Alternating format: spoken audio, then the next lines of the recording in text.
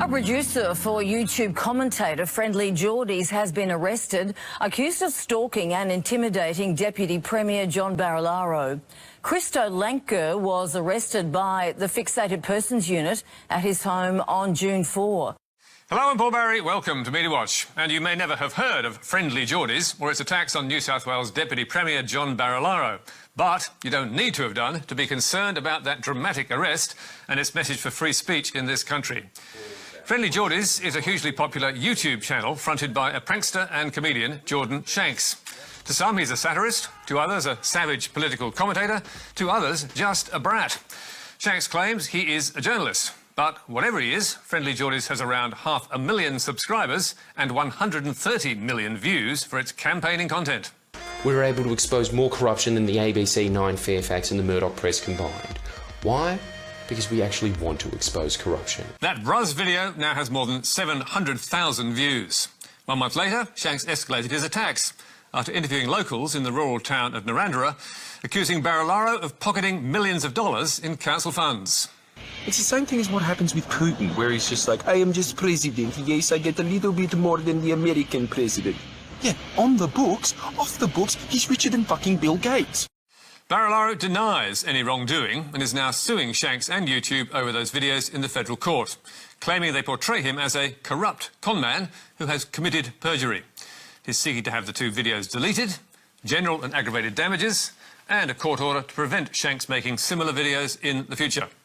So, has Shanks backed down? No way. He's turned the lawsuit into viral content, making at least 4 videos about the case. It was against that background that 21-year-old producer Christo Lanker was arrested by the New South Wales Police stalking squad after a complaint from Barilaro.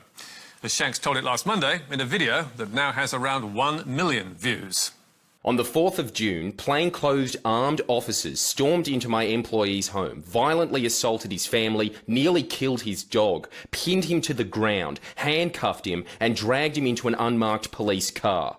Lanker is facing 2 charges of stalking or intimidating to cause fear of physical or mental harm. The first relates to a university event where Lanker accompanied Shanks in this stunt. John, you cynical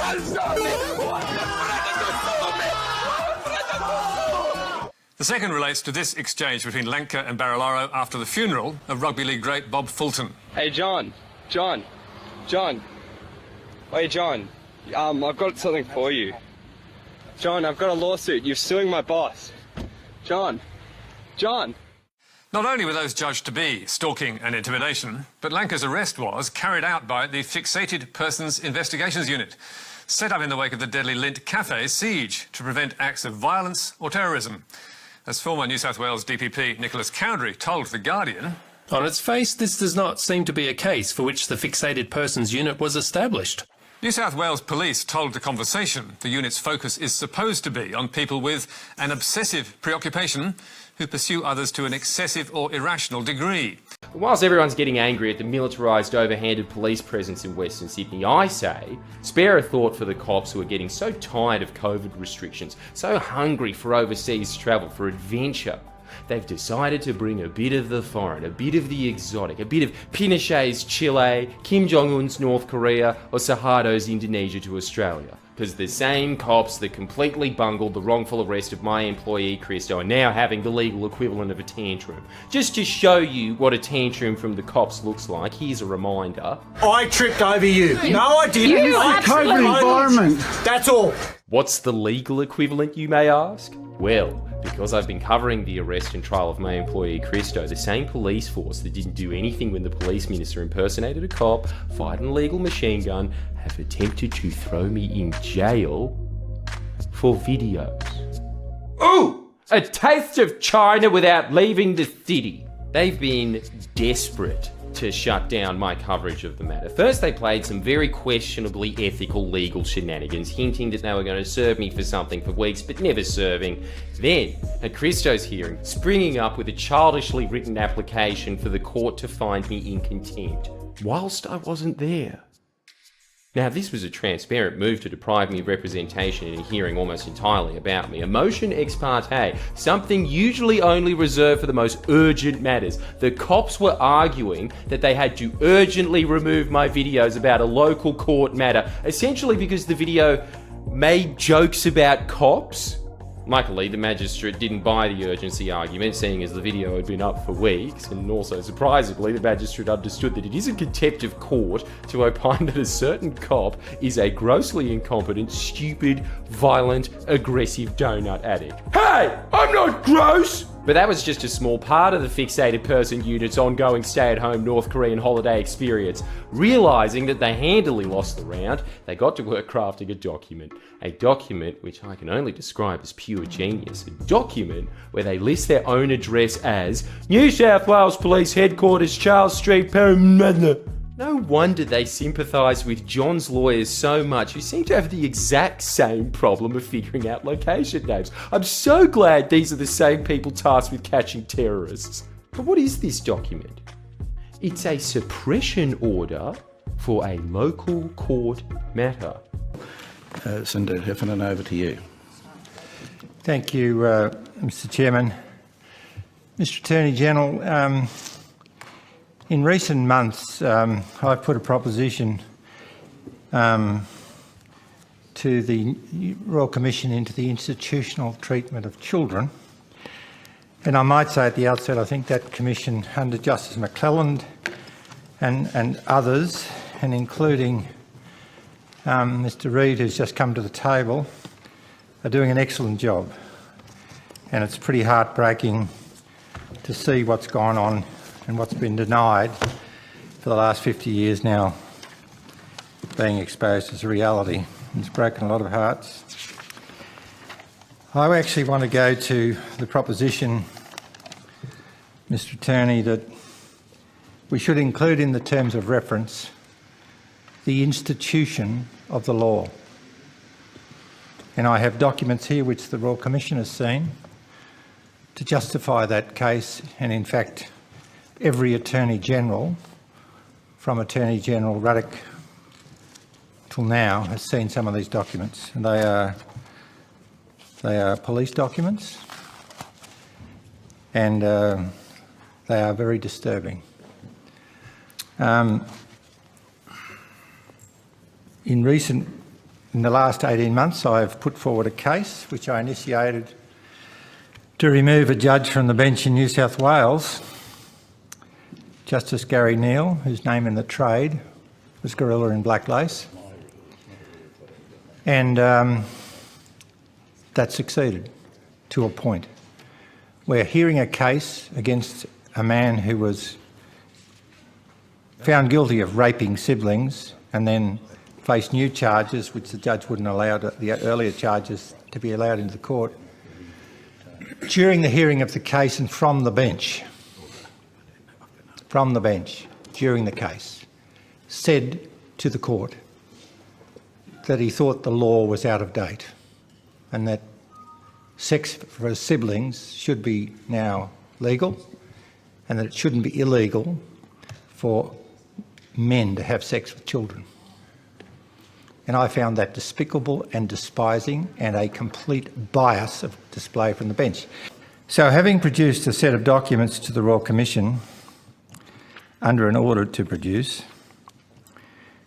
which includes, disturbingly, documents that name in one document 28 people as alleged pedophiles, signed off by Gary Crook QC, counsel assisting an earlier Royal Commission, includes a whole lot of prominent people, and I think to protect the discretion of the Royal Commission, I won't comment on what the Commission thought, except that they thought it was outside the terms of reference of the Royal Commission. One of my problems is that we have in Australia, and I mean it's like the denial of the priests and the altar boys, to make a sort of a cheap comparison for 50 years sort of thing. We have in Australia, sadly, a compromise at the highest of levels. There is a former Prime Minister on this list, and it is a police document. Every Attorney General, bar you're on that committee when I tried to get the argument up for a Federal Judicial Commission, has seen some of these documents. Some of them didn't read them, some of them returned them. Robert McClellan tried to do something about some of them. It's not so much the secret that's the problem. It's when a group of people, such as the 28 people on this page, keep each other's secrets, that the institution, going back to my point of the institution, becomes compromised. Hello everyone, today is 30th of June and I'm at Belwood local courthouse. The Aussie Cossack, my husband, was just sentenced to 10 months with 6 months non-parole period. I'm shocked, I'm devastated. He has instructed his barrister to file an appeal to district court. Thank you very much for all your donations. Thank you so much for all your support, for the postcards that you've sent to Simeon. It's very important. That holds him positive and he is very strong. The Aussie Cossack now is in Long Bay Correctional Facility. He is not allowed any visitors because of his status, and he has been declared as a national security risk. We'll update you with more. Thank you. Поступила информация о том, что 16 мая в Сиднее полицией задержан проживающий в Австралии атаман забайкальского казачества Семен Бойков. В вину ему вменяется нарушение судебного предписания о неразглашении конфиденциальной информации. Это связано с тем, что в одном из своих выступлений на предвыборном митинге в поддержку независимых политиков он привел конкретный факт назначения местными властями символической меры пресечения человеку, обвиняемому в растлении малолетних. Вот за это он, собственно говоря, и задержан. Наш соотечественник является популярным в Австралии общественным деятелем, за активностью которого следят десятки тысяч подписчиков в соцсетях. Его отличает принципиальный подход ко многим острым вопросам, которые касаются как внутренней ситуации на Зеленом континенте, так и международной политики. Готовность открыто высказывать свою гражданскую позицию. Мнение потомка забайкальских казаков авторитетно, оно имеет многочисленную аудиторию, в том числе ввиду непримиримого отношения к целому ряду ценностных вопросов, традиционным ценностям и так далее. С учетом его позиции можно сделать вывод о том, что это является реальной проблемой в Австралии. В частности, об этом свидетельствует провал на прошедших 21 мая парламентских выборов либеральной национальной коалиции во главе со Скоттом Моррисоном, которые постоянно сотрясали скандалы, связанные с насилием против женщин. Весьма примечательно, что австралийский суд принял решение отложить рассмотрение дела до 30 июня, оставив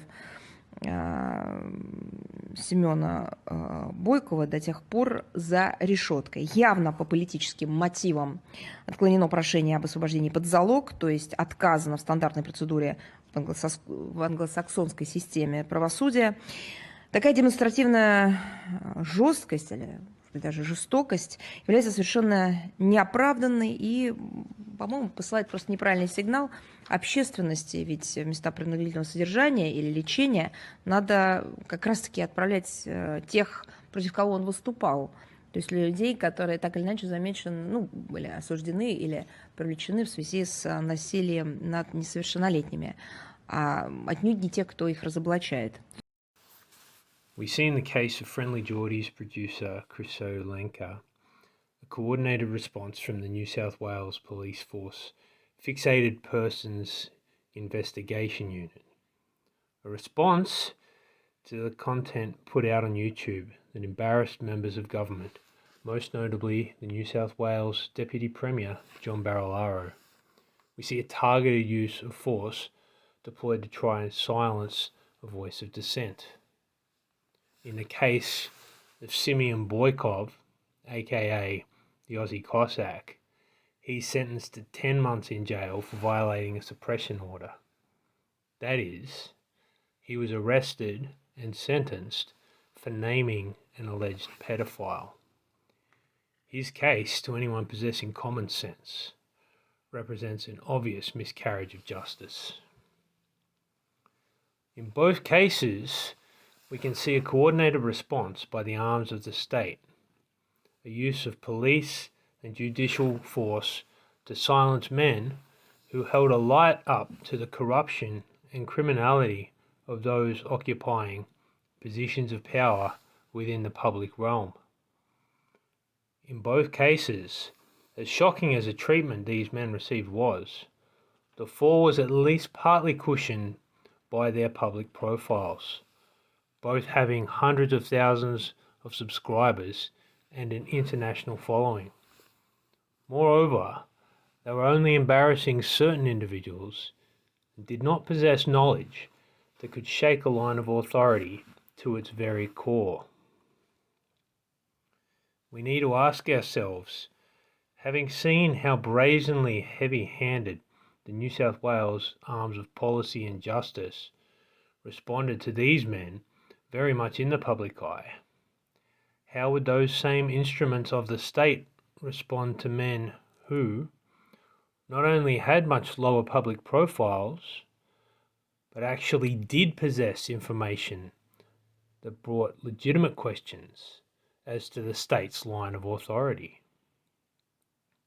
That is to say, we've seen how the police force and the judicial arms are used when the threat level is low and all the lights are on. How would they act when the threat level is high and the lights are off? Is there a low that they would not stoop to? Two men that can answer this question are Juha Kiskonen and Spiers. Both have been targets of the state of New South Wales through its police, correction services and courts. Targeted, it would seem, to all available evidence because of the knowledge they possessed and the questions were raised as to the authority possessed by the state itself.